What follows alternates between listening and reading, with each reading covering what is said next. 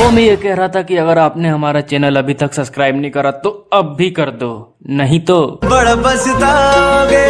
बड़ा पछताओगे। Presented by N Kumar Gupta.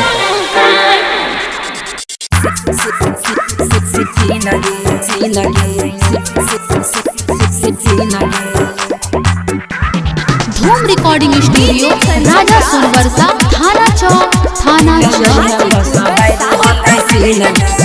तोरा नाक के नथुनी देबो की न गे मैं सुन गे तोरा नाक के नथुनी देबो की न गे मिले है बस बारी हतै सीन गे मिले है बस बारी हतै सीन गे मिले है बस बारी हतै सीन गे ये तोरा नाक के नथुनी देबो की न गे मिले है बस बारी हतै सीन गे मिले है बस बारी हतै सीन गे मिले है बस बारी हतै सीन गे मिले है बस बारी हतै। अभी आप सब सुन रहे हैं एन कुमार गुप्ता की शानदार प्रस्तुति। लाली लगा के ओठ लाली लगाई के गल में यही है तू कीड़ी में लगाई के गल में यही है तू कीड़ी में लगाई लाली लगा के ओठ लाली लगाई के गल में यही है तू कीड़ी में लगाई के कीड़ी में लगाई आगे बन के तू रोहिया किली न गे आगे बन के तू रोहिया किली न गे आगे बनिए के रोहिया किली न गे मिला है बसा बारी होतै सीन गे मिला है बसा बारी होतै सीन गे मिला है बसा बारी होतै सीन गे मिला है बसा बारी होतै। धूम रिकॉर्डिंग स्टूडियो राजा सुनवरसा थाना चौक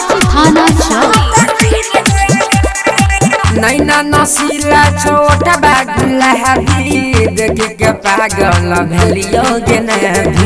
देख के पागल भलियो गे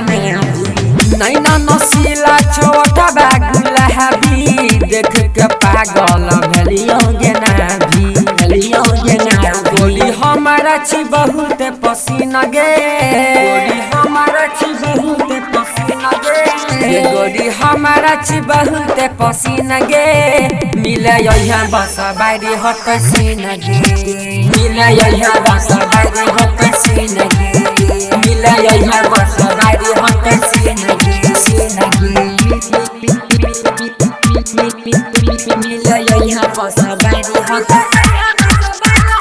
अभी आप सब सुन रहे हैं एन कुमार गुप्ता की शानदार प्रस्तुति। जब कहै छियो बदलै छी डेट गे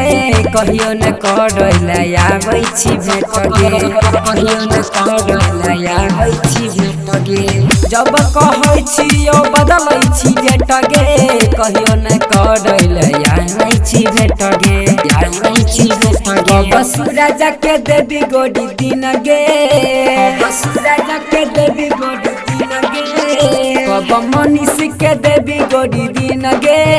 रमनी किस के संग हत सीन गे